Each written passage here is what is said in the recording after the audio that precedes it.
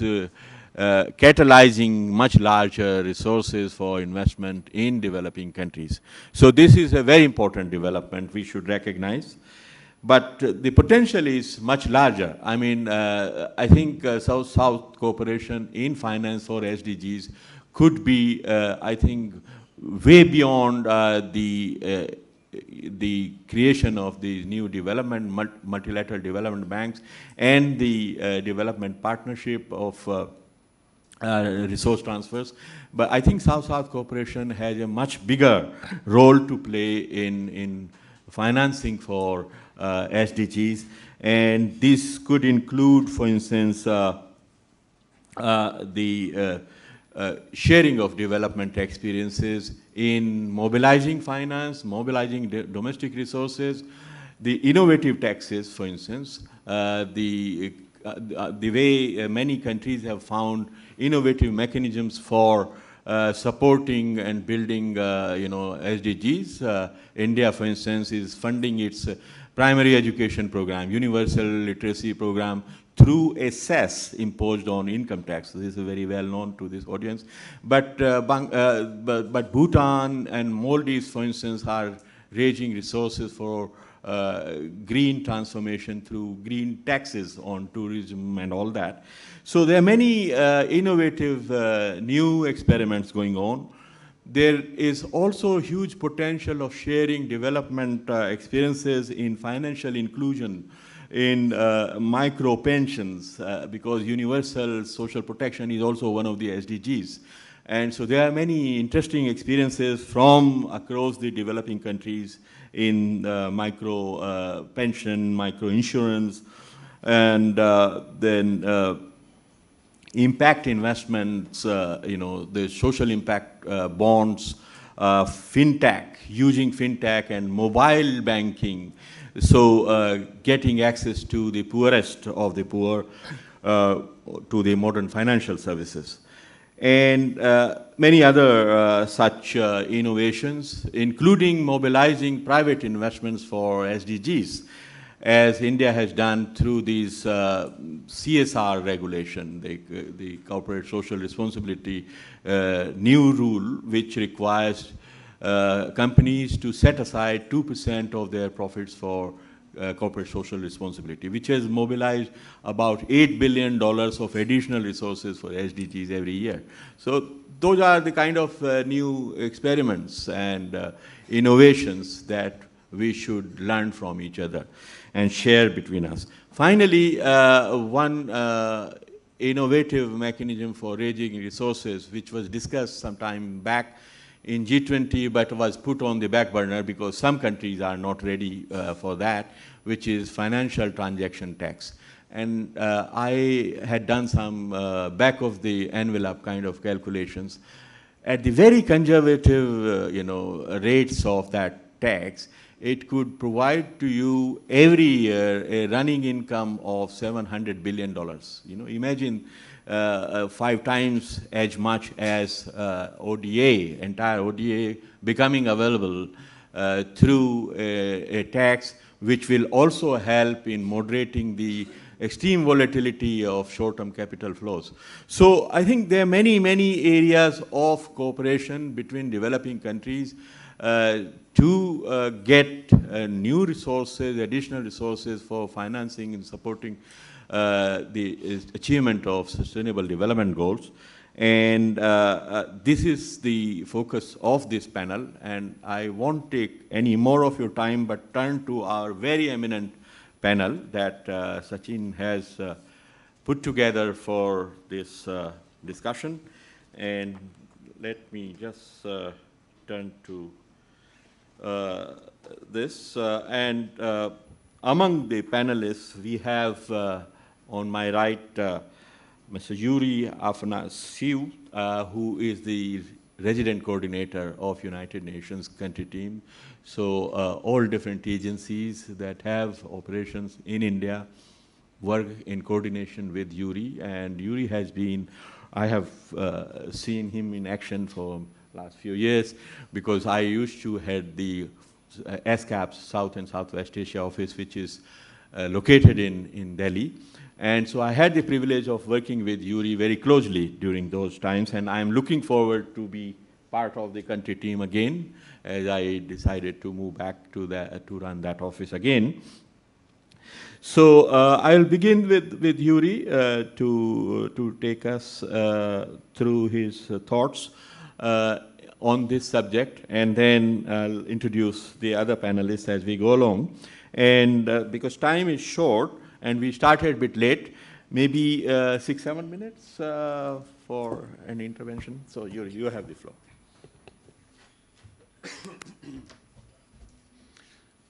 Distinguished members on the dais, colleagues, friends, ladies and gentlemen, thank you for giving me a chance to speak to you on this landmark issue of how to finance the SDGs and what is the role of South-South cooperation.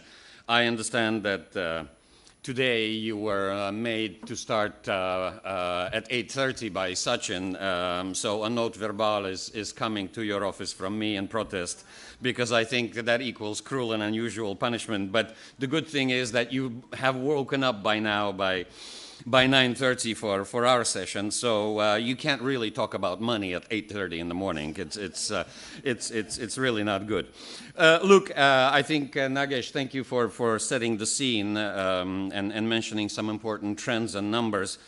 I think there are a lot of experts in the room, and certainly my friend Jorge is here, who leads the Office of South-South Cooperation, and he has probably even more updated data and trends. So what I thought I would do in this short talk with you today in the morning is look a little bit beyond the status quo.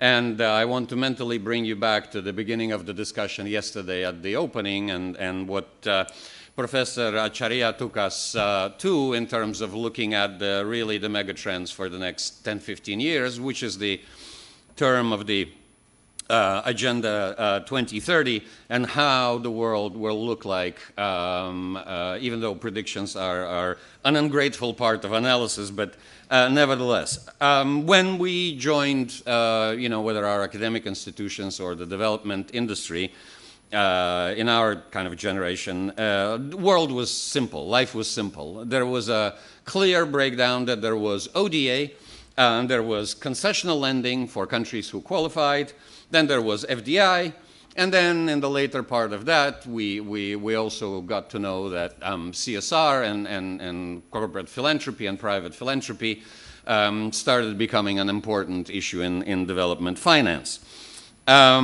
Then I think we can bring us mentally to the Addis Ababa discussions right before the SDGs were adopted and signed, and before the Paris Agreement, which was a meeting dedicated to the means of implementation. And while I'm simplifying the discussions held there, it was largely about two big important means of implementation, and one was money, and the other one was technology and technology transfer.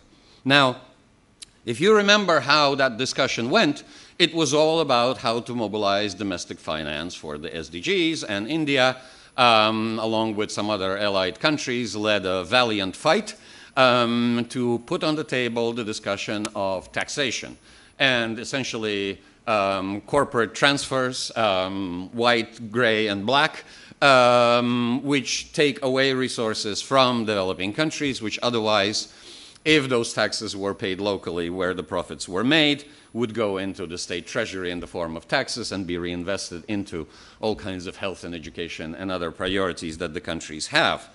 That discussion India did not win, but hopefully it is just a battle that was lost and not a war, because frankly, from where I sit, from our perspective, unless that discussion actually comes to some sensible culminating conclusion, the whole story about the Agenda 2030 is financially unsolvable. Which brings us to where we are today, and back to what Professor Acharya was saying about a multiplex world. I actually like the comparison. I'm going to borrow it from him with a written authorization, if he doesn't mind, because indeed we are witnessing today very interesting trends that 10-15 years ago were actually even impossible to think of. Some Nagesh has touched upon. where without blinking an eye, northern countries are taking ODA and using it on their own territory to deal with the migration crisis. And when they originally mentioned it, to me in one of the conversations we had in New York, I actually didn't realize what the conversation was about, so I did a double take and asked twice. And I said, yeah, we're using, I will not mention the country, our ODA that we used to give to the UN and to our partners in the developing world, and we're using it to deal with migrants on the territory of that country. And I said, but that's not ODA, that's your internal problem. No, we're reclassifying it. It's a big problem, we're dealing with it. Second thing that was unthinkable was there was this large commitment that the developing world, India and many others welcomed very much, which was the promise of 200 billion into climate finance, which I think we know today after developments in the last 24 months is largely a wishful thinking promise. That money is not going to become available for the moment. And so that whole big discussion about how developing countries will finance the conversion of their economies to clean tech, clean energy, including transfer of technology, which is being also not facilitated at the moment, is under question. So I also want to bring us back to the statement, which I thought was very, very well calibrated yesterday morning by Secretary Tirumurti, who restated India's position about this whole issue. So whatever I'm going to say in the next couple of minutes, it has to be taken with that caveat. Of course, certainly most of us in the UN, we believe that India's position, which represents, I think, a large portion of the developing world and of the South, is very, very correct in the sense that we need to insist and continue insisting on the promises that were made and the obligations that they are there. And this includes the already mentioned by Nagesh 0.7% in ODA. We need to continue insisting on technology transfer and 200 billion into climate finance. We need to insist on the principle of differentiated responsibility. However, and here's where I end the caveat, having said that, which is laudable and I think has to continue, and India should, together with other countries, create a lobby and a coalition that is coherent and speaks with one voice and does not get fragmented and diluted in terms of its position. We can't wait for the next 5 to 10 years for these promises to come through as the developing world. There are immediate problems that we need to solve. There are immediate investments that we need to make. There are issues, again, with clean energy, climate finance, and development finance, and elimination of poverty, and the whole Agenda 2030 that we need to start financing from other resources. ODA, as was just said, has risen to a peak, but then has declined in the last few years. It will never be what it was 50 years ago. It will, at best, be a catalyst to help countries experiment with solutions. But otherwise, I think we're on the verge of a different period in human history where a lot of the developments recently made will allow developing countries to move ahead without waiting for the traditional solutions and the traditional finance while still insisting on mandatory compliance. We are seeing that the system of rules that has governed our existence for the last 70 years is breaking down. Even the WTO mechanisms are starting to break down, even though it was the West that actually insisted on these conditions and was behind the origination of the WTO mechanisms. The Doha round on especially the areas dedicated to agriculture has been long forgotten, leaving development countries on the brink. And yes, new banks and new financial instruments and mechanisms have appeared as a solution to a lack of alternative because the reform of the existing institutions has not gone ahead smoothly. Now, I predict that the next big revolution facilitated by technology will actually be in banking and finance. The combination of blockchain and quantum computing will revolutionize how money moves around the world and how people choose to invest it, how people choose to transfer it, and how countries choose to invest it. I think we're about 5 to 7 years away from that revolution, but I think that is the next big Rubicon that will affect how development happens, and I predict that for us in the development business, it will be an incredibly important development. Now, looking forward, clearly there will be still countries that require development finance in its traditional sense, and I'm speaking of the LDCs, I'm speaking about maybe small island development states who don't have the capability or can contribute or receive a lot from the South-South cooperation or triangular cooperation mechanisms, which will still require significant transfers of ODA, and they will rely, at least in the foreseeable period, on that top-up. But having said that, I think the second big development and a revolution is what I describe as intelligent development. And intelligent development is a situation where, you know, in years past and throughout my work in the UN, governments and the UN looked at the problem, scoped the problem, identified it, measured it, and then allocated resources to solve that complete problem. Today, I think, with big data and analytics that is increasingly coming to the fore, we are increasingly able to laser point development solutions to a problem. I'll give you an example from India. We know that in India, 152 districts have significant prevalence of malnutrition. But we also know that if we solve that problem in 52 districts, the problem largely will be solved in the country. And I think the concept of critical mass and intelligent development by laser pointing interventions will save governments significant public resources which can be productively spent elsewhere, while introducing what is increasingly becoming a new concept of financing, which is blended finance.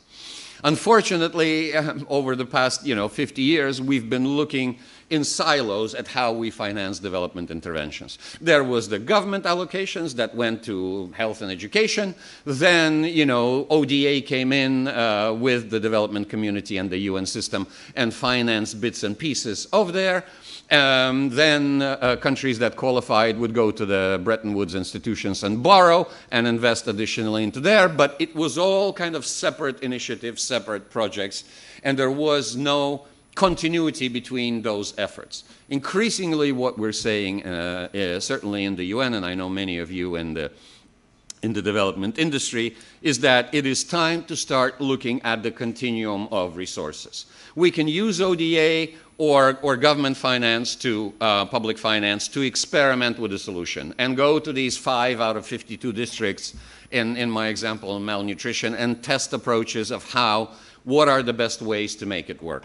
But then it has to be other resources that scale that up. And certainly when one serves in India, the concept of scaling up becomes an obsessive target because nothing really prepares you for the scale of India. But a similar approach has to happen in other developing countries which are much smaller in terms of population, territory, economy than India, because if you don't scale it up, you don't impact the problem at the output end. I think also, looking into the future, we are looking at some sort of a tax compact globally. And we are witnessing a situation today that because of economic competition, it's a race to the bottom, where countries need to demonstrate their competitiveness by creating tax regimes both for domestic investors and for foreign investors that are competitively better than the neighboring country. Now, it is unfortunate that as a result of that, even in the West, we are seeing incredible rises in inequality, which, if not arrested in good time, will lead to unfortunate and possibly violent developments in our societies. So I think we are looking at a number of revolutionary trends and agreements and compacts that were well started by the Global Compact on the SDGs, on the Paris Climate Agreement, which will then have these 2 or 3 additional global agreements that will create a new framework for both economic cooperation, trade, development, and importantly, the word that India very much uses and likes, and I agree with it, to introduce a concept of solidarity among developing countries where South-South cooperation is clearly one of the networks and the mechanisms to do that. Last but not least, serving in India, I have to say a word on the importance of this country, I think, for the leadership in the South. India is in a unique position. I mean, my Indian friends in the room know that I'm quite bullish on both India's social and economic development in the coming decade or two. I think it will continue to grow. I think it will be the third or the second largest economy by the time we hit mid-century. I think the unique combination of conditions in India and the challenge and the size of the development objectives that it has will also motivate, and it is already motivating India, to invent solutions that are much cheaper, much quicker, and much better than the traditional solutions to our development challenges that we had in past decades. And I think the innovations and the solutions that are invented here, and we can already refer ourselves to the biggest deployment of solar and renewable and wind energy in the world today. We can refer to LED lighting. We can refer to digital technologies in terms of social benefits and the famous what we call here in India GEM Trinity, which has now been offered, I think, to countries in Africa to replicate on a voluntary basis. Those examples of innovative, low-cost, high-impact solutions that are invented here or elsewhere. I'm not saying they will only be invented in India, but I think India will have a disproportionate weight in this whole dimension. How we then analyze, transport, and domesticate these solutions to our different needs across Africa, Asia, Latin America, and how we implement them is, I think, a challenge to us all, and this is where forums like this and South-South cooperation in principle as a new emerging network of cooperation among developing countries will be key. Thank you very much.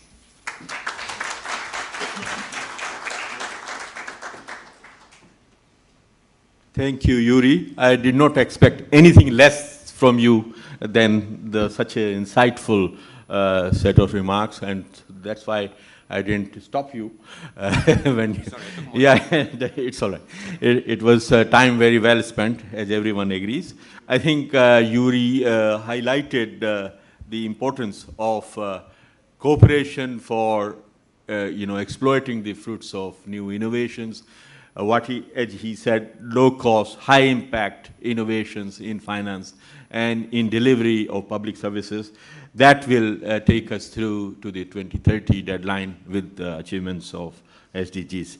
So without any further ado, let me turn to our next speaker, who is Ms. Sanusha Naidu. Sanusha is from Institute for Global Dialogue in South Africa. You have the floor. Again, 6-7 minutes. Okay. Yes. Thank you, Chair. I'll try and keep the 6 to 7 minutes. Greetings, and again, thank you to the organizers for always inviting me to this very illustrious and thought-provoking discussions on development cooperation. I think with my 5 minutes now, I'll try and get to the points that I want to make and not go back to what has been a very interesting characterization of development finance and South-South cooperation that the previous speaker made.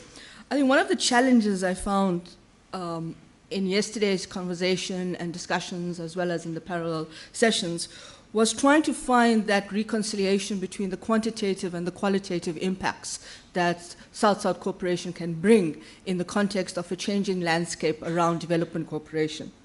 And there's two things that struck me. One is we're dealing not with intangible issues, but we're dealing with human lives and livelihoods. And how do we actually impact on people's lives so that we leave nobody behind? And that seems to be the point of departure for the discussion in defining whether we can create a theoretical perspective on South-South cooperation, as well as try and find the link between the evidence base and the theory.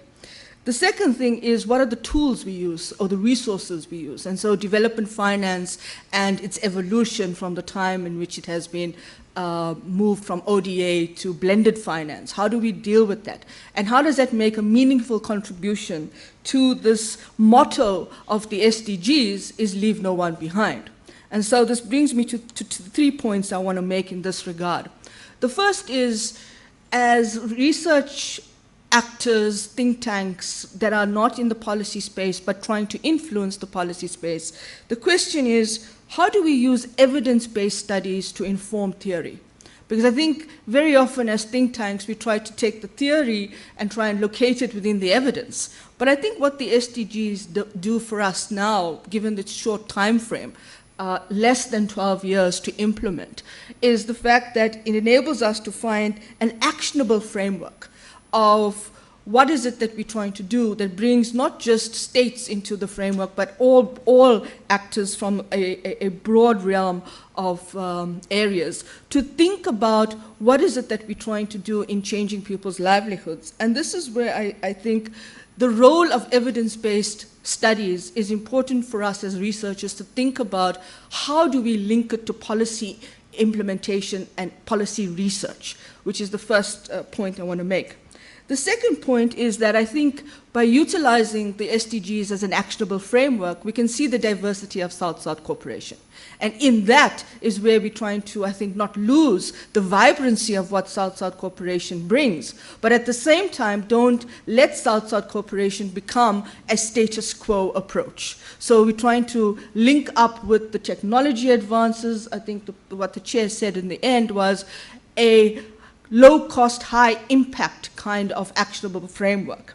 Now, with that point that I made around evidence-based research and informing theory, one of the things that struck me was that leave nobody behind means that after 2030, we should actually have a world that's veritably less in terms of inequalities, that people should be feeling included into the financial system, that they should be able to enjoy blended finance, access their savings, not feel like they've been overtaxed and overburdened, not seeing a widening salary gap.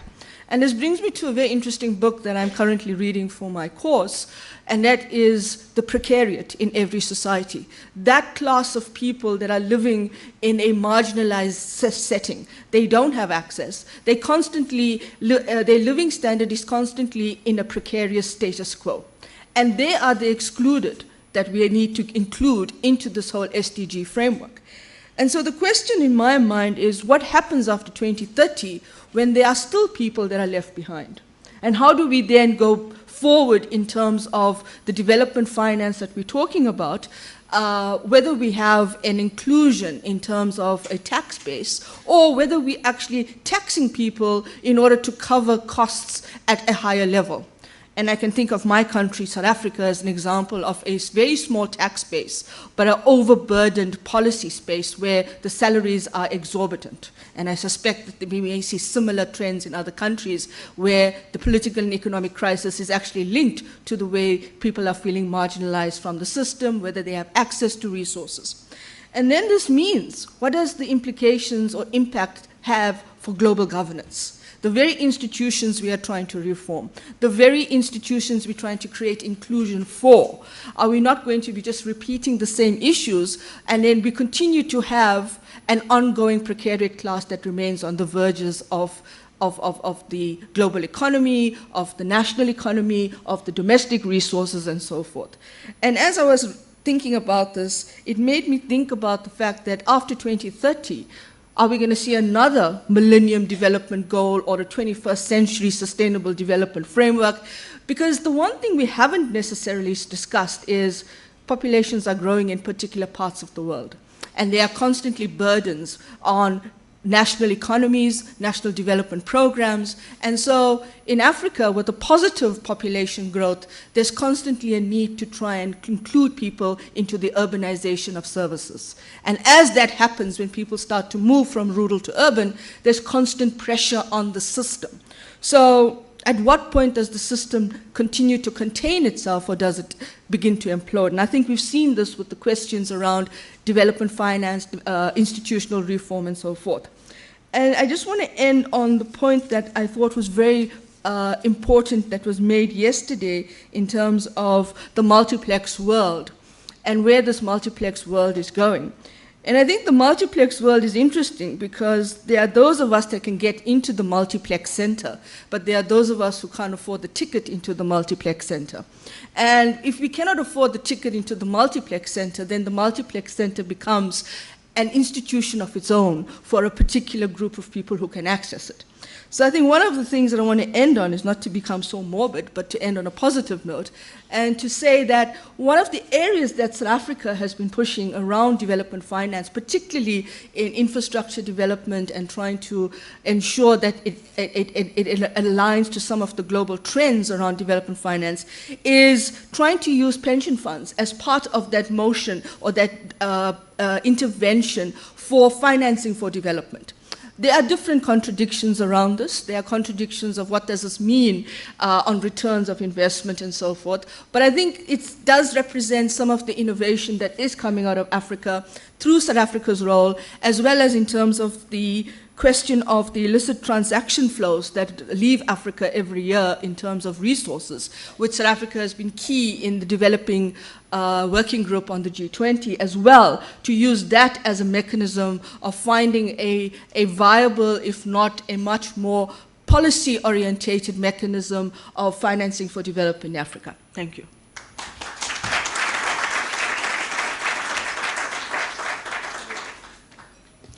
Thank you, Sanusha, for all your very insightful remarks on financial inclusion, and particularly I like the last remark that you made about mobilizing the pension funds for sustainable development and infrastructure financing. And I think this is one area where South can learn a lot from South and develop new ways of harnessing the potential of pension funds. With that, let me turn to our next speaker, Professor Wu Jin from College of Humanities and Development Studies, Beijing. You have, again, 6-7 minutes, if you can. Thank you. Morning, thank you, Chair, and also thank you, Professor Sachin and our colleagues from RAS to inviting me for this conference. I think it's the right time to talk about the role of South-South cooperation. I think especially as the world economy is threatened by new taper of trade protectionism and also political populism. Before I share with my comments for the documents and all these topics, I would like to share some findings from the field, what we did, the Chinese team in the southern country like Tanzania and other countries. The morning, the breakfast roundtable meeting, I share a little bit, use 2 minutes to share our work in the South Cooperation M&E framework report. That report was that work was with the support of UNDP Beijing office. Our CAU team has developed a South-South framework, and with the Chinese perspective, and also applied this framework in the case studies of China-Tanzania cooperation. And this work, I think, have been contributed by our next colleague like Andrew and Nissan last year. And the framework strictly follows the concept and the principles of South-South cooperation given by the UN. It covers the South-South trade and the South-South flaws of FDI movements towards regional integration and technology transfers, and sharing the situation and solutions and experts and other forms of exchanges. And it is also based on the principle emphasize demand-driven approaches and respect for national ownership and independency. Of course, equality, non-conditionality, and non-interference in domestic affairs and mutual benefit. And the framework serves two special purposes. One is to provide with the suited information in the partner country of Chinese South-South projects, so that the Chinese public will know about. Actually, I think I'm from China, especially Beijing. We're talking about in a lot of conference of social cooperation. But to be frank, within the Chinese, society, few people understand social cooperation and what kind of Chinese project in the overseas and southern countries.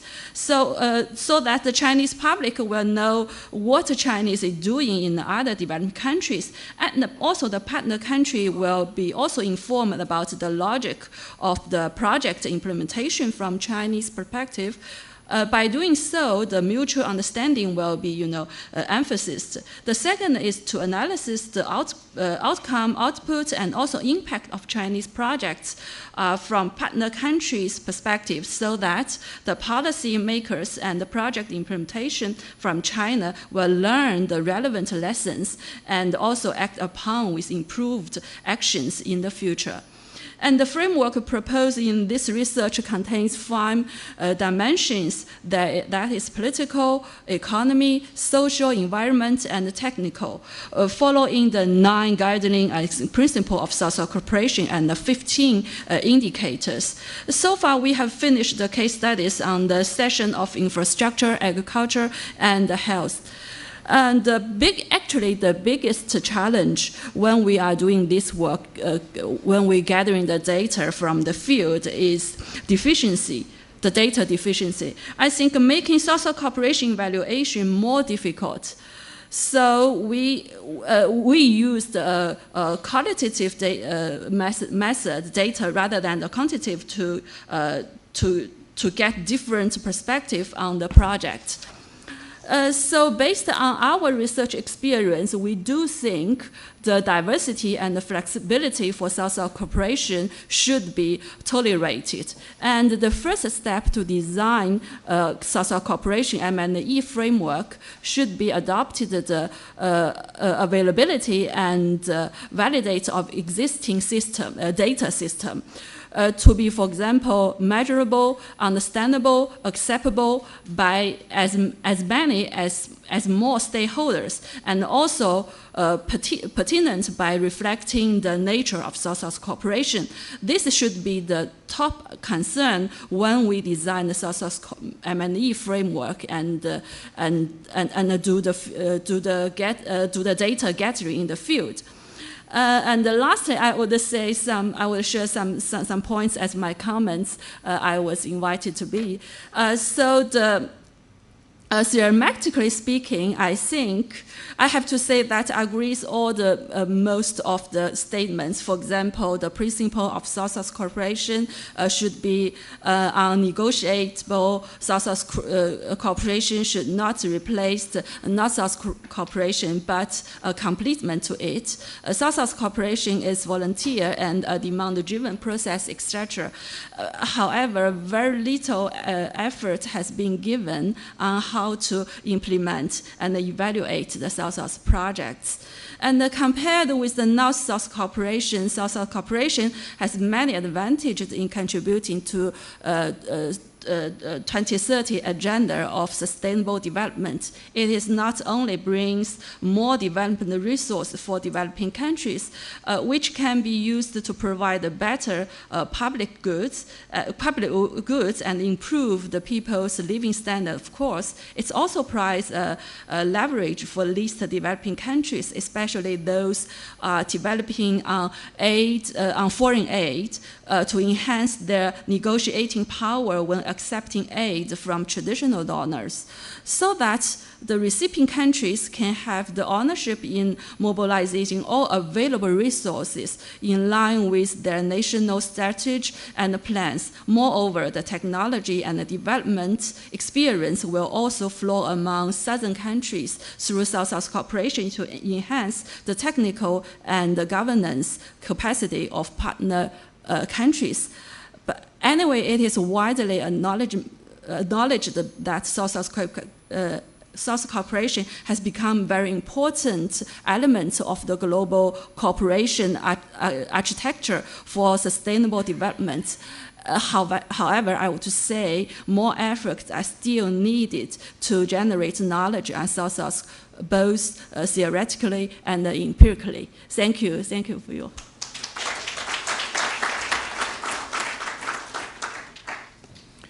Thank you, Professor Wu Jin, for sharing the insights you gathered from your fieldwork and dealing with case studies of South-South cooperation, which is very interesting, actually.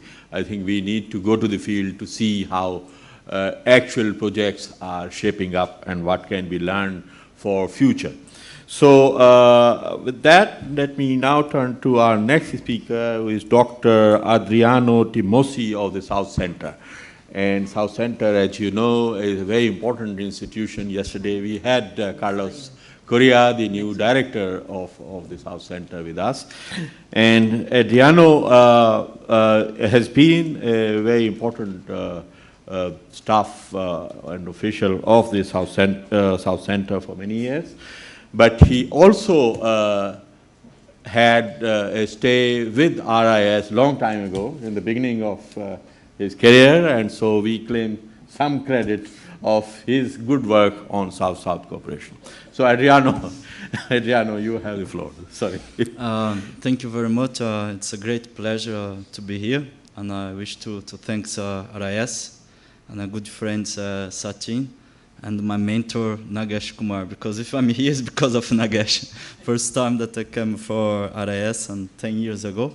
So it is indeed a great pleasure, and to be among friends, to be discussing issues that it's very dear to our daily lives. South-South cooperation is the DNA of the RIS and the South Center. Both organizations, they were created because developing countries, our leaders, they had the vision that we needed institutions that could help us to walk on our own foot, to have a collective self-reliance, and to be able to do better for our people. When you talk about South-South cooperation, as many colleagues here have said, we're not talking about competition or North-South or which one is the best, but what we are bringing. Because we talk about development, what do we bring to our people? The main goal of development is to bring a better life, to reduce poverty, to reduce hunger, to bring conditions that people can have a minimum dignified life. I've been working a few trainings with the UN System Staff College and the UN Office on South-South Cooperation with Dr. Shedek. And these trainings are more or less 1.5 hours that I have to speak, so I bring a lot of practical examples to the students. And I always show some photos from Switzerland in the countryside and the countryside in other developing countries. So you can see that the difference is massive, but we don't want to become a Switzerland, but we just want to have a minimum life that we can give to our people. So my presentation will be very brief because most has been said. I'm trying to show a little bit of what the South Center has been doing in cooperation with your governments from developing countries that are member states of my organization, but also with institutions and academics like you. So all your comments, your criticism, or your inputs are very much welcome. Very brief because I don't have much time. So the South Center was created under leadership of Julius Nyerere, and this commission that's called South Commission worked for 3 years. The idea was that we needed to reflect on our own views, our own challenges in the South.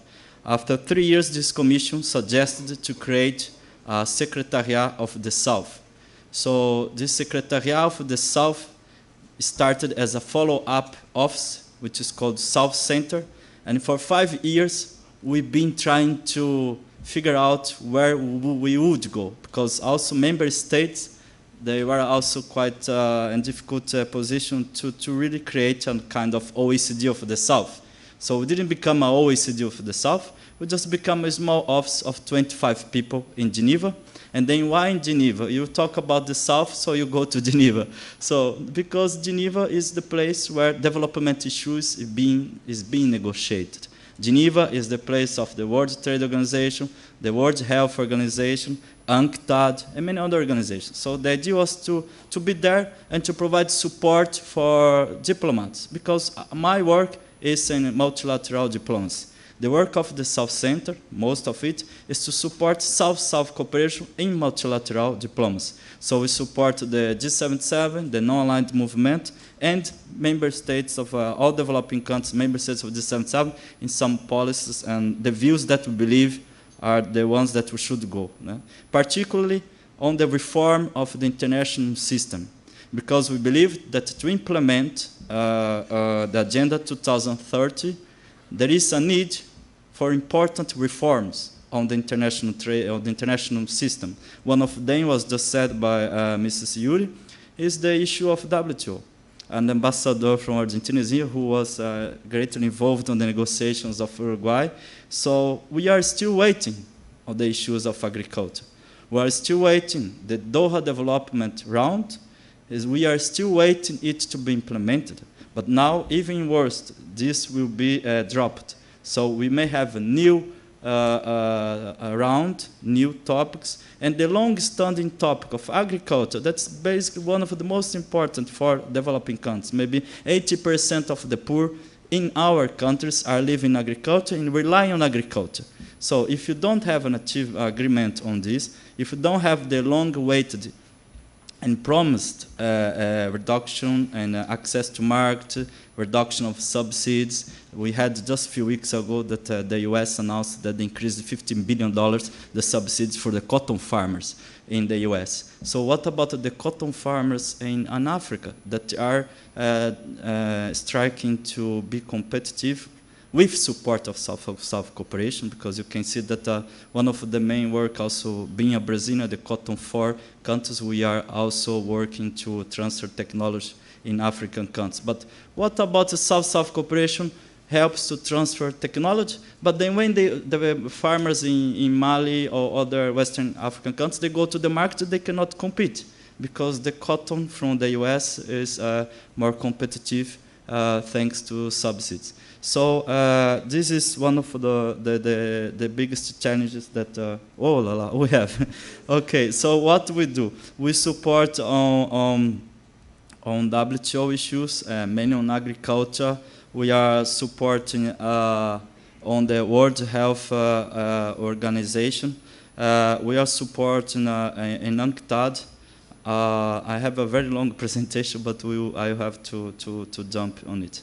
So let me start just here on the one of the main issues that we have been doing. So what we are doing that is really very recent is the South-South cooperation tax issues. So we have created a forum for development experts, officers from government officers from developing countries. We are getting all together and we are trying to work in a way that we can discuss how we see the issue, the landscape of tax policies. So this is one of the most important initiatives that we have started.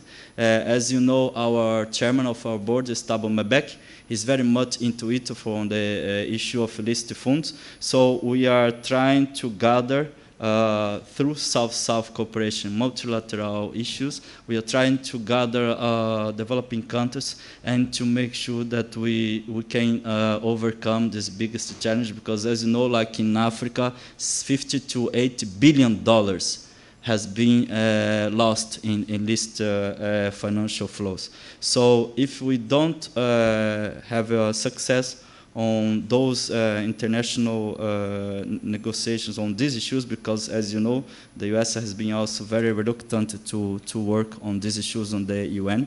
Another important issue is that our work is on investment. We created also a forum for developing country officials on investment issues, because as you know, many countries, they have signed bilateral investment treaties. Those bilateral investment treaties, they have indeed impacted in developing countries. One example now is just recently, Uruguay, they changed the policy on the cigarette. So the idea is that they wanted to, the pack of cigarettes, they wanted to just not to use the name of the company. So this company, they sued the government of Uruguay. Because the government of Uruguay, they said, for public health reasons, I have the right to implement a policy that can contribute to reduce the use of cigarettes.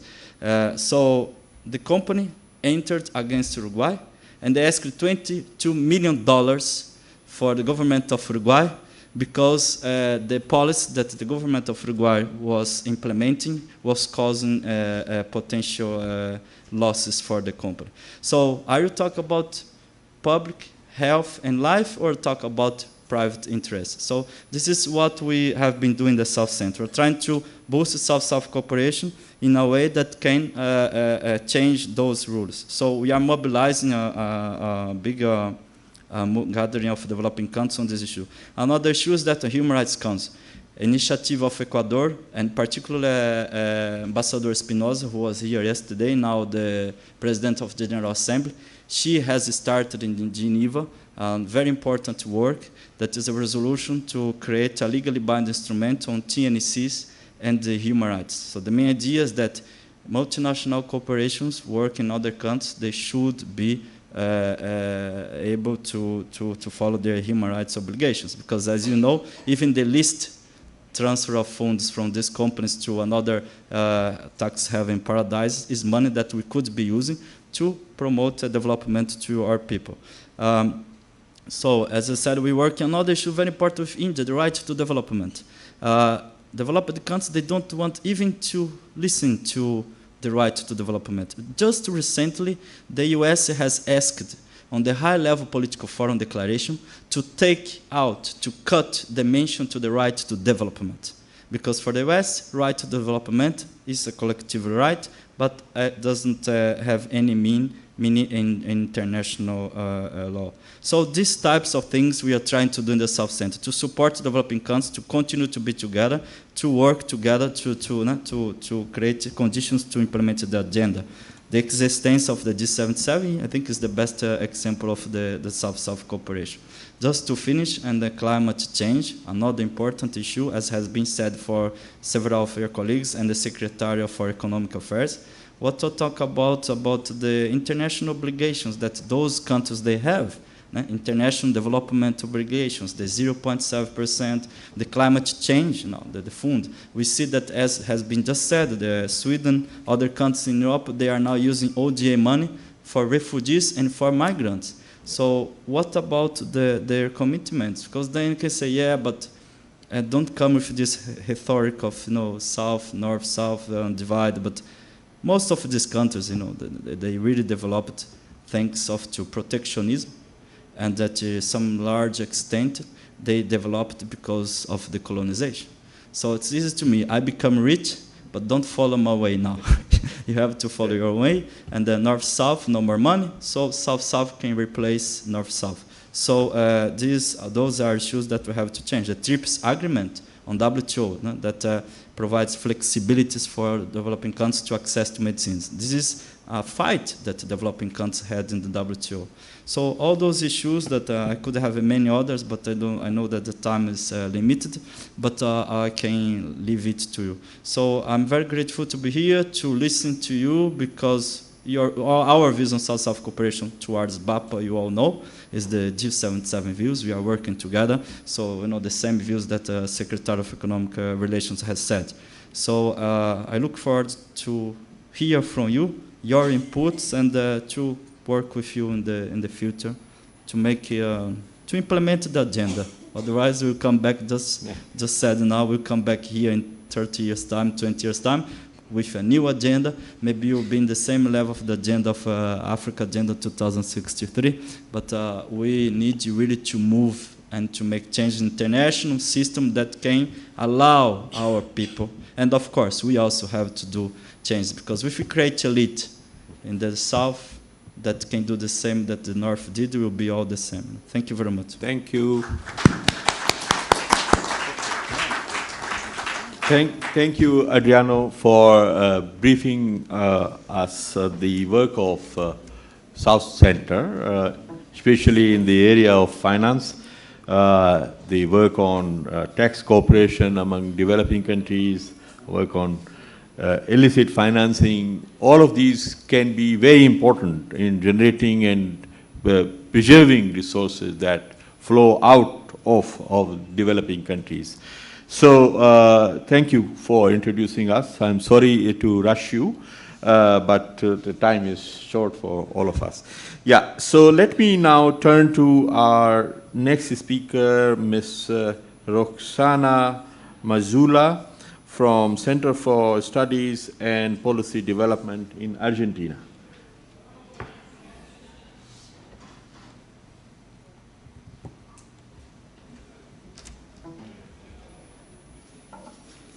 If you can try to sum up your presentation in 5 First seconds. of all, let me thank you for the invitation. I am pleased to be here once again. And I would like to emphasize 3 points, 4 questions and 5 proposals about South-South cooperation and financial on SDG with a special attention in the social situation in Latin American countries. First, let me have one consideration about SDG and the heating debate of inequality and the reasons of inequality. The SDG has a high level of formality. For instance, who cannot agree that we have to have zero hunger, non-poverty, and decent work? The SDGs express good intention and everyone agrees with them, but the heating debate is the debate related to inequalities. It is the inequality among countries rather than in countries that continue to explain most of the world's inequality. Therefore, changes are necessary in a global scale in which the increase of international commerce in Latin America, or only with more development finance, will not be enough to reduce inequalities. For instance, it's necessary to emphasize to address the new regulation in international financial flow. Capital mobility must be balanced through workforce mobility. This year, I had the opportunity to participate in one G20 conference in Argentina. And I talked about what was the impact on trade on the reduction of inequality in Latin America. And my conclusion was, it's impossible to reduce the inequality only with trade or with superfluous modification of income in Latin America. Our politicians discuss all the time how to reduce poverty, but we know poverty does not mean inequality.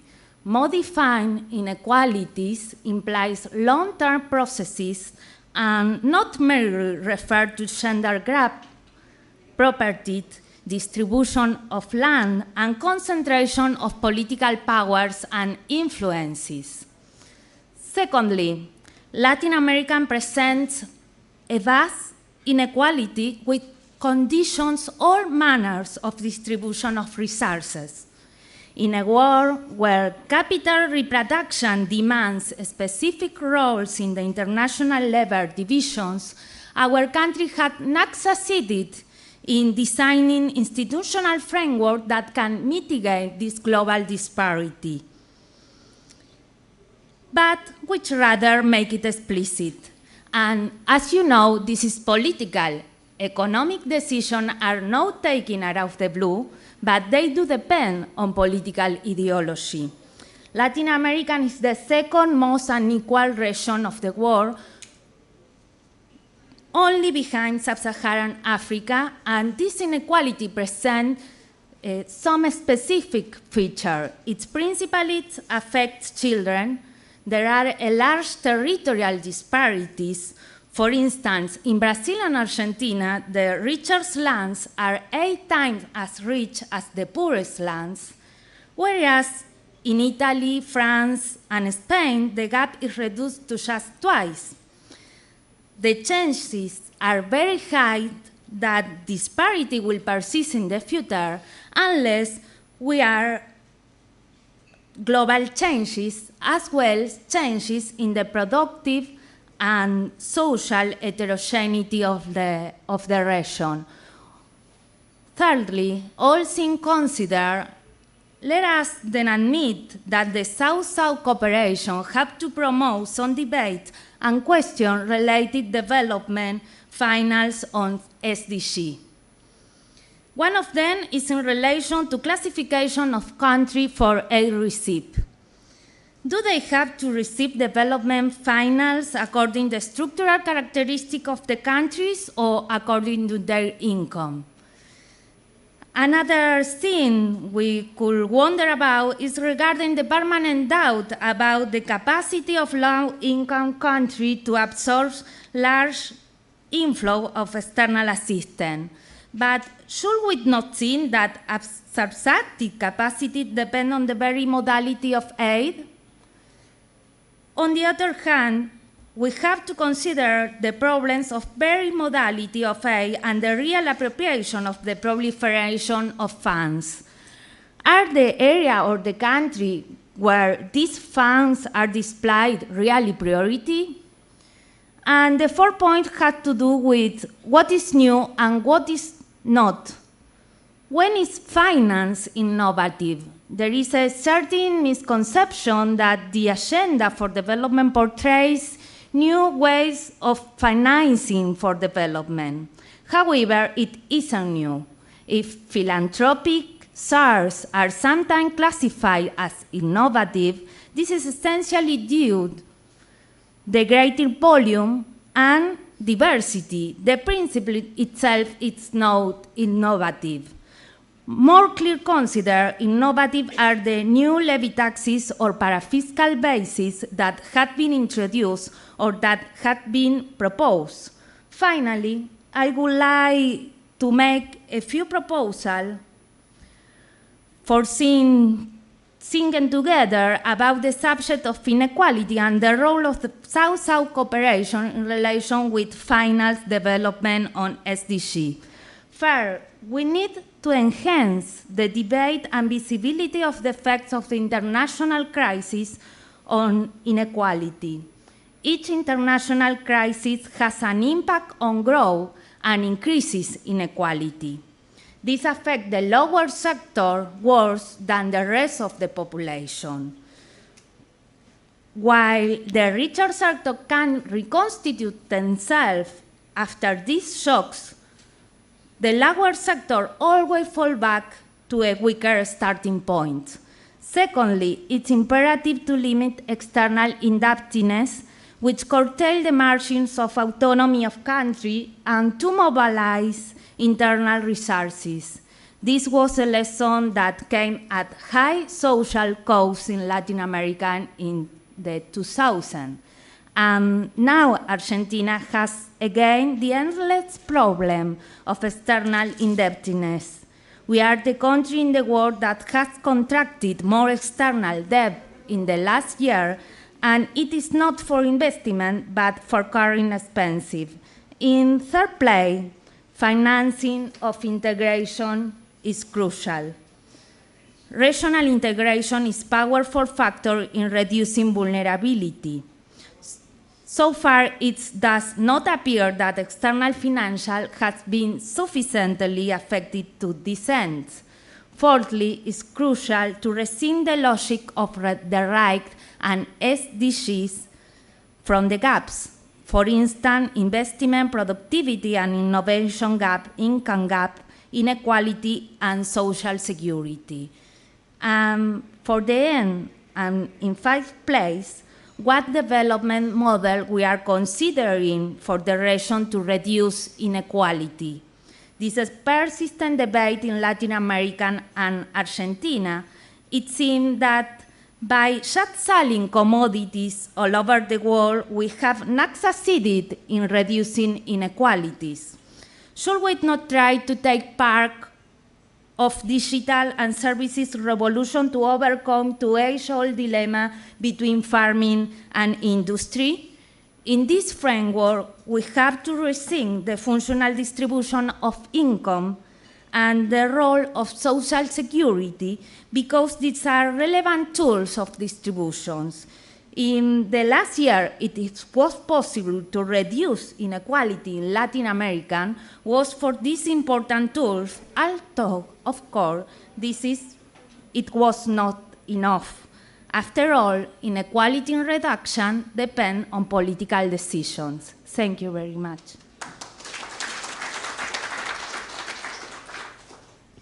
Thank you, Roxana, for sharing your insightful remarks on reducing inequalities and what role can cooperation and finance can play, and especially in Latin America, we know this is a region which started with very high inequalities, but some of the countries have managed to bring it down, especially Brazil has brought it down with emphasis on social protection. So I think Asia has much to learn from Latin American countries, because in Asia you see sharpest rise in inequalities all in major countries, including in India, in China, in Indonesia, wherever you see.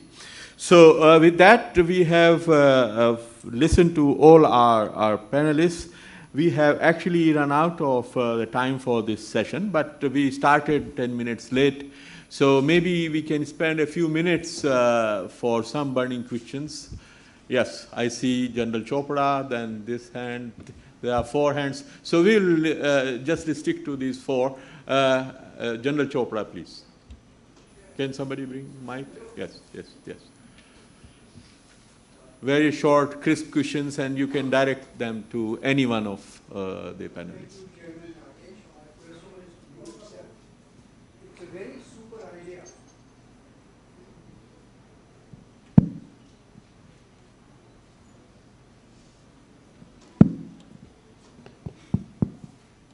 I'll repeat that. Thank you, Chairman Nagesh. This is to you.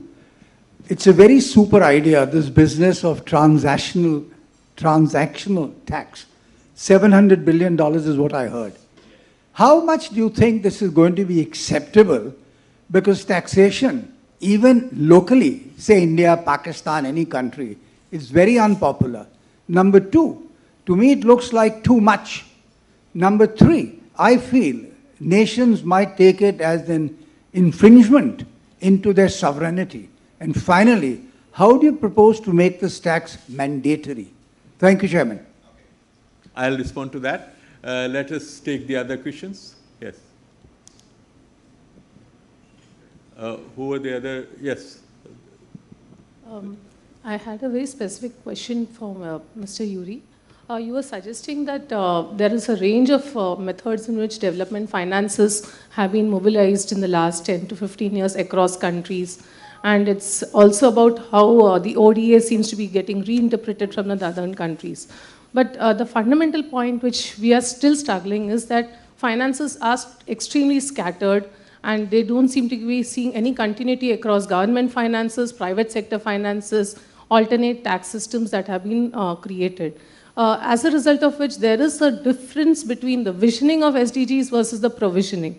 Can we look at some mechanism whereby there is a mechanism of streamlining the entire finance mechanism to have a better continuity across strategies? That's point number 1. Secondly, as we keep working with the number of state level and district level functionaries, we find that SDGs seems to have got accepted at the top as an agenda setting, but at the subnational level, very little ownership seems to be taking place. How do we look into such categories? And there were 2 on this table. Yes. Mr. Chairman, this is about the financing gap. I think we are looking in terms of the traditional way of program and project design and implementation. And we are missing out a very important resource which we all have in plenty, and that is the human resource. So if we go in for a high degree of social mobilization, community mobilization in most of our projects and programs related to SDGs, we can really bring down the finance cost per se quite a lot. And it has many other advantages. Project becomes more robust, community ownership, and also it's much more efficient. And I think the SDGs provide us with a good opportunity to really mobilize the community. Example, we have the NREGA program in India, where there's a lot of labor in the villages which really are not clear about what they should do. We have had community mobilization campaigns in Cuba for education. We had the Teach India initiative by a prominent newspaper in India. I think we need to tap this resource. Yes. Okay. Well, before that, Jyoti, and then.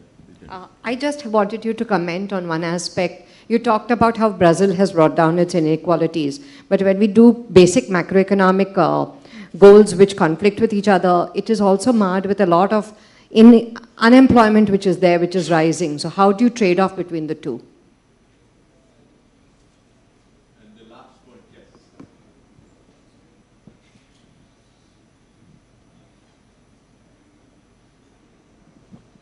I guess it's for Yuri and Roxana. Thank you for your presentations. I have a question about this relationship between the multiplex world and the relationship between finance for development and the SDGs. Because this is, I think, maybe a case of how dangerous is this multiplex world. I think there is when I see your presentations, I think there's this huge disconnect between financing for development and the Agenda 2030. We have the Agenda 2030, as Roxana said, with the best of intentions, the best of the goals, and so on and so forth. And we have at the same time all the debate around financing for development, which does not take place exactly in New York, does not take place exactly within the UN system, although we have the Addis Ababa Action Agenda. But it takes place actually at the G20, as Roxana said before. G20 actually drives the entire agenda. And as far as I know, as far as I'm following this debate, all the rhetoric that we have to pass from billions to trillions is a way to de-risk investments in middle-income countries through the flexibilization of the regulation that is already in place, which is something that we can follow in the entire Latin American region. And the results are exactly, for Brazil, is old news. We are getting back in the hunger map, we are getting back in the same old inequality rates and so on and so forth. So how to connect these two, let's say, movie theaters or these two rooms, because they are apart and we are going to lose the implementation of the 2030 agenda. Thank you. Friends, we have heard some very interesting comments and questions from the floor. So let me begin by asking some of the panelists to respond. I will also respond to the points which were made to me. So Yuri, you have the floor. And very quickly, please. Thank you. We have to close. Okay, you asked the question about fragmented finance. And look, you know, in the UN, we simply say, we are what you want us to be, because the UN is ruled by member states. You want us fragmented, you get it. There is, however, on a positive note, a movement to link at least some of the financial instruments that is happening right now.